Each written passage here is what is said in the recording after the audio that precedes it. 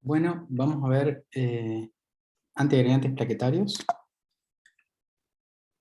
Eh, Como principio general, las trombosis arteriales más importantes incluyen el infarto de miocardio, el accidente cerebrovascular isquémico, la isquemia de los miembros inferiores y cualquier infarto en cualquier otro órgano. Mientras que las trombosis venosas, los eventos más importantes son la trombosis venosa profunda, la embolia de pulmón cuando el trombo se desprende, ¿sí? Y si hay alguna comunicación entre las cavidades derechas e izquierdas, existe lo que se llama embolia paradojal, que es una trombosis venosa que se desprendió el émbolo y fue a parar al sistema arterial y no quedó en el pulmón. Existen otros trastornos también. Normalmente, la hemostasia es un conjunto de factores y es un equilibrio entre lo que es la coagulación y la fibrinolisis que lleva a la normal cicatrización de cualquier evento que uno pueda tener dentro de las arterias en condiciones normales. Por lo tanto, se impide la trombosis y se impide también la pérdida excesiva de sangre. La hemostasia tiene principalmente 4 fases. La primera es ante una lesión en un vaso, hay vasoconstricción para evitar la pérdida de sangre. Posteriormente viene la agregación plaquetaria. Después de la agregación plaquetaria, sí, se inicia la cascada de coagulación y de esa forma esa lesión en el vaso se repara. Y por último, la fibrinolisis que limpia a todo el vaso de cualquier obstrucción que pueda haber. Lo que sucede habitualmente es que cuando hay flujo laminar, en general el vaso no tiene por qué tener problemas, y cuando las paredes de los vasos están sanas. Cuando hay flujo turbulento o cuando hay desprendimiento del endotelio, tanto el factor von Willebrand como el colágeno que están por debajo del endotelio reaccionan con las plaquetas que habitualmente vienen circulando inactivas. Estas glucoproteínas plaquetarias son glucoproteínas que sí están expuestas en las plaquetas que están inactivas y que reaccionan cuando se ponen en contacto con colágeno o con el factor von Willebrand. Una vez que entran en contacto estas glucoproteínas con estos compuestos del subendotelio, suceden dos cosas en las plaquetas. La primera cosa es que se activa la fosfolipasa 2 y la fosfolipasa 2 libera ácido araquidónico de la membrana. El ácido araquidónico es metabolizado por la COX y la COX transforma el ácido araquidónico en tromboxano 2. A su vez, el tromboxano 2 va a interactuar siendo liberado con otras plaquetas con receptores para tromboxano 2 que vienen en otras plaquetas activos también. Por otro lado, estas glucoproteínas aumentan el calcio intracelular por doble motivo, o por disminución del AMP cíclico o por entrada directa del calcio. Y eso lleva a varias cosas. Ustedes saben que las plaquetas son elementos que tienen muchos gránulos alfa y gránulos densos, que tienen muchos compuestos, y estos gránulos son liberados. ADP, calcio, factor von Willebrand, fibrinógeno, factor plaquetario 4, entre otros, son sustancias liberadas por los gránulos densos. Todos estos factores van a llamar a más plaquetas para continuar el reclutamiento plaquetario, para evitar que esto me lleve a una pérdida de sangre excesiva. El receptor más importante del ADP es el P2Y12 y es el que va a activar a otras plaquetas que vienen circulando inactivas. Por último, otro efecto, del calcio, del aumento del calcio, es la contracción de las miofibrillas, o sea que las plaquetas se activan, se pegan a esta superficie y se contraen acá, justamente para tapar esta pérdida de continuidad que tiene el endotelio.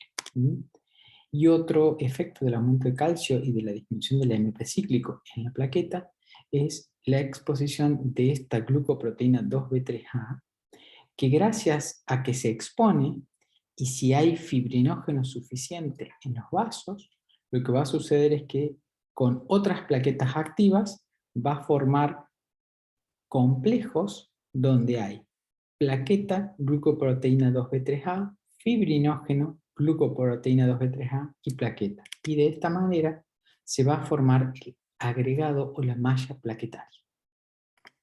Por lo tanto, teniendo en cuenta este esquema, yo puedo inhibir a la plaqueta de varias maneras.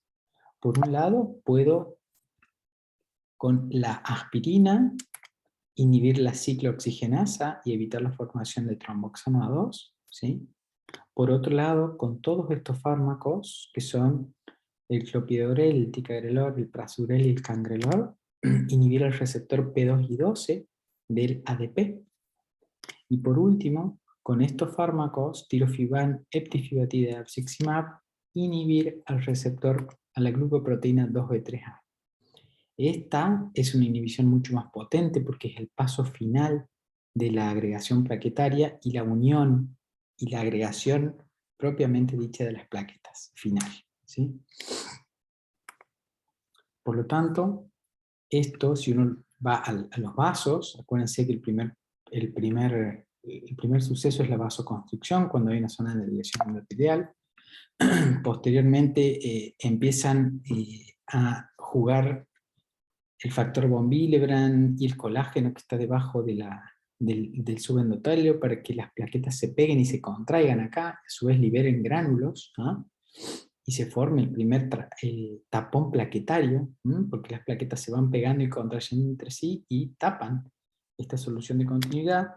Luego viene una hemostasia secundaria y por último se forma el trombo, y este es el riesgo cuando el vaso está enfermo, ¿sí? Normalmente las arterias, habitualmente la arteria debería de ser así, pero por distintos factores, estilo de vida, colesterol, diabetes, hipertensión no controlada, factores genéticos, tabaquismo, podemos tener pequeños acúmulos de colesterol y de calcio que van progresando con el tiempo. ¿Ah? Si no los agarramos a tiempo, eso puede ir progresando. Y como esto va creciendo, va obliterando cada vez más la luz del vaso hasta que esto se hace crítico. Cuando esto está estable, el paciente puede tener, supongamos que esto es un vaso en una arteria coronaria, el paciente puede manifestar dolor a ciertos ejercicios. ¿Ah? Pero cuando se inestabiliza puede pasar lo siguiente. Se puede ocluir la arteria por trombo, puede ocluirse parcialmente, ¿sí? Y también puede haber aneurisma y rotura, o hay arterias que se calcifican totalmente y generan estenosis crítica. Todos estos dos casos, sobre todo, son accidentes. ¿Ah? Y acá es cuando uno debe intervenir farmacológicamente para que las plaquetas no ocluyan la luz del vaso. Esta situación se puede generar en esta lesión, en esta lesión, en esta lesión, y hasta en pacientes con arterias normales. ¿Por qué? Porque existen otros mecanismos de ruptura del endotelio, como por ejemplo la disección coronaria, que pueden llevar a infartos a personas sanas y personas jóvenes también. Volviendo a lo que es esto, habitualmente cuando hay una placa de colesterol, ¿sí? Hay macrófagos, hay lípidos, hay calcio en una lesión que está obliterando parcialmente el vaso, y el trombo se forma cuando el flujo no es más laminar, puede ser turbulento, y el endotelio se puede dañar, ¿ah? Y ahí se forma el trombo. Sin embargo, como les dije recién, también se puede dar la coagulación y la agregación plaquetaria en un vaso normal. ¿Mm? Esto es lo normal, esto es una placa de colesterol con agregación plaquetaria. Si la agregación plaquetaria obstruye parcialmente la luz, estamos ante una angina inestable o un infarto sin elevación del segmento ST en este caso. Y cuando la obstrucción es total del vaso, es un infarto con supradesnivel del ST. Normalmente de esto a esto, yo puedo controlarlo con, por ejemplo, control del factor de riesgo, fármacos para tratar la hipercolesterolemia como las estatinas, que además tienen un efecto protector del endotelio, y el accidente de la placa se da por inflamación, por estrés, por un montón de factores que llevan a estos cuadros agudos. Un infarto, ¿sí? Es una oclusión coronaria donde yo en un cateterismo lo veo de esta forma, ¿no? Entonces lo que tengo que hacer muchas veces además de dar tratamiento farmacológico óptimo, es tratar de abrir el vaso. Eso es lo más importante.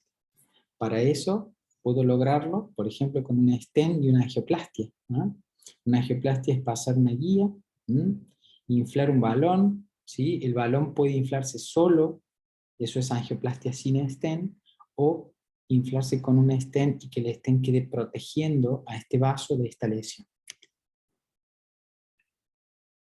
Pero el stent es una malla de metal, es una malla de metal que está en contacto con el endotelio y por lo tanto el endotelio puede reaccionar a esa malla de metal con inflamación y con agregación plaquetaria sobre el stent, ¿sí? Por lo tanto, eso también es un factor que puede llegar a contribuir para una formación de un trombo dentro del stent. Por ejemplo, esto es un tronco de la coronaria izquierda que está totalmente obstruido ahí. Aquí la arteria circunfleja está obstruida. Se puso un stent, ¿sí? Y a las 2 horas el paciente se murió. Entonces, ¿qué pasó? Fueron a ver, había un gran infarto con una ruptura de la pared del ventrículo, y cuando fueron a ver qué es lo que pasó, se había formado un coágulo dentro del stent. Por lo tanto, al stent también hay que protegerlo, ¿sí? Y para todo esto que venimos hablando, están los fármacos antiagregantes plaquetarios, ¿no? Volviendo a lo mismo, el factor von Willebrand y el colágeno del subendotelio, a través de distintas proteínas, van a estimular la producción de calcio intraplaquetario que va a terminar activando la plaqueta y generando la contracción de las miofibrilias, la liberación de los gránulos densos y alfas y la exposición de la glucoproteína 2B3A. ¿Sí? El ADP liberado por los gránulos de las plaquetas, a través de estos receptores van a reclutar más plaquetas. El tromboxano formado a partir del ácido araquidónico va a reclutar más plaquetas a través de sus receptores, y esta glucoproteína 2B3A, a través de puentes con fibrinógenos, se van a unir a otras plaquetas. Esto es lo mismo, hay 3 principales mecanismos a través de receptores de activación plaquetaria a distancia. El primero es el tromboxano 2, ¿sí? Que yo lo puedo inhibir, por ejemplo, con aspirina. El segundo es el receptor P2 y 12 de ADP, con el clopidogrel, el prasugrel y los fármacos que vamos a ver. Y un nuevo, o relativamente nuevo mecanismo de activación es el receptor PAR1 de la trombina. Y aquí hay un nexo entre la coagulación y la agregación plaquetaria. Estas 3 activaciones llevan a la plaqueta a exponer la glucoproteína 2B3A, que se va a unir mediante fibrinógeno a otra glucoproteína 2B3A. ¿Sí? Entonces los antiagregantes plaquetarios son todos estos: aspirina, clopidogrel, ticagrelor, prasugrel, cangrelor, los antagonistas de la glucoproteína 2B3A y el borapaxar, que es un antagonista justamente de este receptor PAR1. Esto es lo mismo, pero un poco más esquematizado. La lesión endotelial expone el colágeno y el factor von Willebrand. Eso genera adhesión y degranulación plaquetaria, que a través del tromboxano A2 y el ADP van a activar el reclutamiento de más plaquetas. A la COX, que me forma tromboxano A2, la puedo inhibir con aspirina. Al receptor P2 y 2 se lo puede inhibir con todos estos fármacos. Y además, el factor tisular genera trombina, y la trombina genera el reclutamiento de más plaquetas, lo cual puede ser inhibido por el borapaxar, gracias a que este inhibe el receptor PAR1 de la trombina. Y el reclutamiento de más plaquetas genera que la exposición 2B3A se haga firme y se forme la agregación plaquetaria, y esta glucoproteína puede ser inhibida por estos fármacos. Ustedes saben que la aspirina inhibe a la ciclooxigenasa de forma irreversible, y por lo tanto no se forma tromboxano A2, ¿no? El ácido araquidónico, que está en los fosfolípidos de membrana, es escindido por la fosfolipasa A2, y la fosfolipasa A2 genera la disponibilidad de ácido araquidónico para que éste pueda ser metabolizado por la lipooxigenasa o por la ciclooxigenasa. La lipooxigenasa lleva a la formación de ET, de leucotrienos y de lipoxinas, y la ciclooxigenasa a la formación de prostaglandinas, de prostaciclinas y de tromboxanos. Como la plaqueta es un elemento forme de la sangre que no tiene núcleo, es un desprendimiento del citoplasma de los megacariocitos, la plaqueta solo tiene la maquinaria sintética para sintetizar tromboxano. Por lo tanto, la plaqueta siempre va a ser proagregante plaquetaria. ¿Tá? Cuando está inactiva no pasa nada, y cuando se activa a través del tromboxano A2 genera agregación plaquetaria.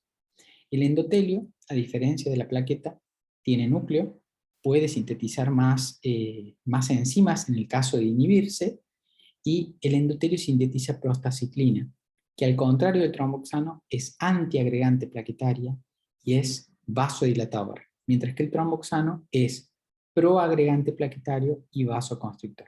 El tromboxano me sirve para que yo no pierda tanta sangre, pero a su vez me genera coágulos y me puede tapar arterias. La prostaciclina es exactamente opuesta al tromboxano. La prostaciclina sintetizada por el endotelio y el tromboxano sintetizado por las plaquetas. Las prostaglandinas habitualmente tienen una función normal, sobre todo a nivel del ácido clorhídrico, para disminuir la cantidad de ácido clorhídrico y proteger al estómago, gracias a la secreción de bicarbonato y de moco del ácido gástrico. Y además son vasodilatadoras a nivel renal. Y los leucotrienos son principales broncoconstrictores y mediadores inflamatorios a nivel de la mucosa bronquial. Por lo tanto, si uno inhibe irreversiblemente a la COX, los efectos que vamos a tener es que, por un lado, inhibiendo la COX, todo el ácido araquidónico puede ir a la LOX, y de esa manera formar muchos leucotrienos y por lo tanto desencadenar crisis de asma. Por otro lado, si uno inhibe la ciclooxigenasa no hay prostaglandinas y por lo tanto la función de protección de la mucosa gástrica contra el ácido gástrico ácido se ve disminuida y la vasodilatación renal mediada por prostaglandinas se ve abolida, por lo tanto puede producir gastritis y úlceras pépticas e insuficiencia renal.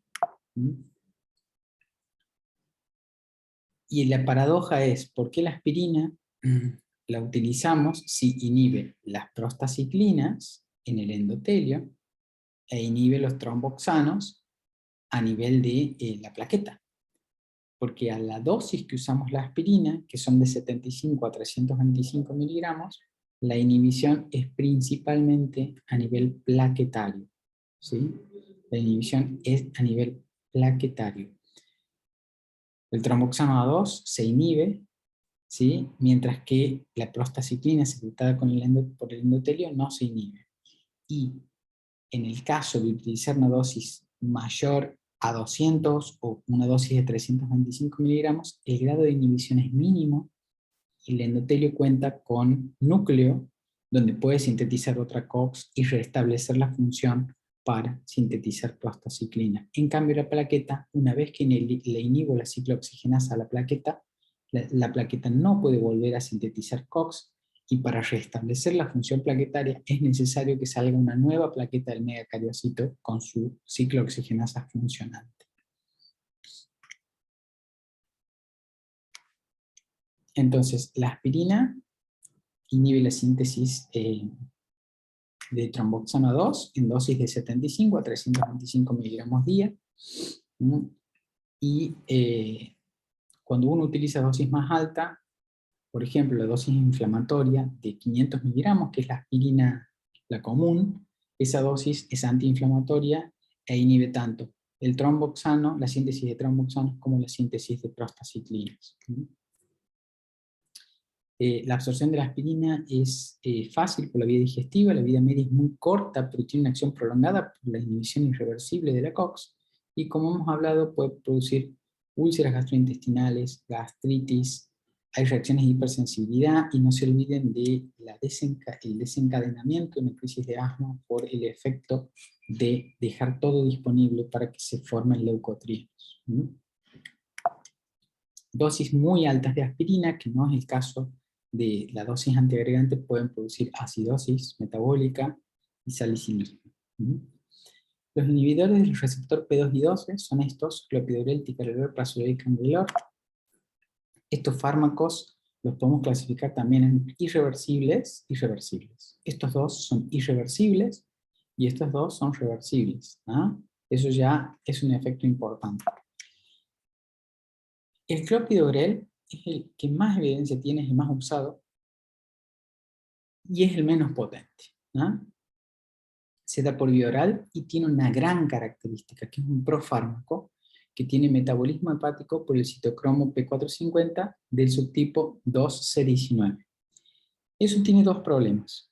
El primer problema es que tiene muchas interacciones, sobre todo con los inhibidores de la bomba de protones. ¿Qué pasa? Los inhibidores de la bomba de protones estimulan inhiben este sistema, y de esa forma evitan que el fármaco que se absorba se convierta en el fármaco activo, y por lo tanto disminuyen la eficacia del clopidogrel. Y hay una gran variabilidad genética para este subtipo de citocromo. Y lo que sucede es que cuando existe un citocromo débil en algunos pacientes, que pueden ser hasta el 20 o el 30% de la población general, no se activa bien el fármaco y por lo tanto hay alteraciones en la eficacia. El efecto máximo se da a los 2 o 4 días. ¿Por qué? Porque es un profármaco y necesita activarse en el hígado, y las reacciones adversas principales, como cualquier fármaco que interviene en la hemostasia, son el sangrado, pero además el clopidogrel puede producir cierto grado de leucopenia, trombocitopenia o diarrea. El prasugrel es el más potente del grupo, ¿sí? Necesita activación hepática igual que el clopidogrel, pero no tiene tantas interacciones y depende menos de la variabilidad genética del citocromo, y está contraindicado por ser tan potente en mayores de 75 años y en pacientes con menos de 60 kilos. Incluso en estos pacientes se puede utilizar o se podría utilizar una dosis mucho menor de prasugrel. ¿Por qué? Porque es el más potente y el que más sangrado produce. Y por último, el ticagrelor, de este grupo de fármacos por vía oral inhibidores del P2Y12, es un inhibidor directo y reversible. Los otros eran profármacos e irreversibles. ¿Y qué característica especial tiene el ticagrelor? Que aumenta la vida media de la adenosina por inhibir su metabolismo. Y entonces el aumento de la adenosina me da dos cosas. Por un lado me genera disnea, ¿sí? Por un broncoespasmo transitorio, y por otro lado me puede generar bradiarritmias transitorias también, tanto bradicardia sinusal como distintos grados de bloqueo auriculoventricular. Y por lo tanto, ¿por qué tengo tantos fármacos? Por lo siguiente: si el riesgo isquémico de mi paciente es muy grande y el riesgo hemorrágico es bajo, yo voy a tender a usar prasugrel o ticagrelor porque son mucho más potentes como antiagregantes. Y por lo tanto voy a tener más beneficio evitando eventos isquémicos y menor riesgo porque el paciente tiene bajo riesgo de sangre. En cambio, si el paciente es un paciente frágil, donde el riesgo hemorrágico pesa más que el riesgo isquémico, por ejemplo, pacientes de más de 80 años, pacientes con antecedentes de úlcera péptica o con anemia, uno va a tender a usar clopidogrel. ¿Por qué? Porque si bien inhibe el receptor P2Y12, es menos potente que estos fármacos. Si el paciente necesita cirugía, y el paciente viene antiagregado por un infarto previo, porque se le puso un stent, lo que voy a tener que hacer es suspender en algún momento la antiagregación. La regla es la siguiente: la aspirina se debería suspender de 3 a 7 días antes, el clopidogrel 5 días antes, el ticagrelor 3 días antes y el prasugrel 7 días antes de la cirugía. Algunos pacientes de muy alto riesgo se pueden operar con aspirina dependiendo del tipo de cirugía. Los antagonistas de la glucoproteína 2B3A, que ya vimos cómo actuaban, son el apiximab, el tirofiban y la eptifibatida. Inhiben el paso final de la agregación plaquetaria. Existen compuestos como el apiximab, que es un anticuerpo monoclonal, que son de alta afinidad y baja velocidad de disociación, y existen compuestos como el tirofiban, que no es un anticuerpo monoclonal, sino es un fármaco de baja afinidad y rápida velocidad de disociación. Estos fármacos, al ser tan potentes antiagregantes, directamente se utilizan por vía endovenosa solo para las urgencias, ¿sí? Y obviamente inhiben el paso final de la agresión plaquetaria. La potencia antiplaquetaria es mucho mayor que los anteriores y por lo tanto es mucho mayor también el riesgo de sangrado. El abciximab, al ser un anticuerpo monoclonal, genera anticuerpos anti-abciximab, y por lo tanto solo puede ser usado una sola vez en el paciente. Si le doy de vuelta abciximab, sus anticuerpos van a neutralizarlo al abciximab nuevo que le estoy infundiendo. No se olviden de que el fibrinógeno actúa fibrinógeno, 2B3A, plaqueta, 2B3A, plaqueta. Actúa como puente. Lo que hacen los antagonistas es inhibir a la glucoproteína 2B3A de las plaquetas activas. Y esto es un cuadro a modo de resumen entre lo que es abciximab, eptifibatida, tirofiban y el cangrelor, que no actúa de la misma manera porque solo inhibe el receptor P2 y 12, pero sí se usa por vía endovenosa. Fíjense, el abciximab es no competitivo, e inhibe irreversiblemente al 2B3A, el resto, el tirofiban y el eptifibatida, son competitivos. Y la vida media, para rescatar del cangrelor, ¿se acuerdan que les decía que hay que suspender 3, 5 y 7 días antes el ticagrelor, el clopidogrel y el prasugrel respectivamente? Cuando yo tengo un paciente que no sé si tiene que ir a cirugía, directamente puedo utilizar cangrelor, que la vida media es muy cortita, la unión es competitiva y espacio reversible. Por lo tanto, el cangrelor lo puedo usar, y si el paciente tiene que ir a quirófano, lo cierro unas horas antes y el paciente puede ir tranquilamente a quirófano y no tener que esperar días. Otro dato importante es que el leptifibatide y el tirofiban requieren ajuste en insuficiencia renal, mientras que el abciximab y el cangrelor no. Lo mismo, a modo de resumen de estos fármacos, tenemos que por vía oral podemos usar cualquiera de estos fármacos, ¿sí? Fármacos activos, la aspirina, el ticagrelor y el vorapaxar, que se pueden usar tanto en pacientes ambulatorios como en pacientes hospitalizados con un infarto agudo. El clopidogrel y el prasugrel son profármacos, se pueden usar en los dos escenarios también, y los antagonistas de la glucoproteína 2B3A y el cangrelor se usan en pacientes solamente hospitalizados. A modo de síntesis de lo que acabamos de ver, la síntesis de tromboxano se puede inhibir con la aspirina, el receptor P2 y 12 y la activación plaquetaria mediada por el ADP se puede inhibir mediante clopidogrel, ticagrelor, prasugrel o cangrelor.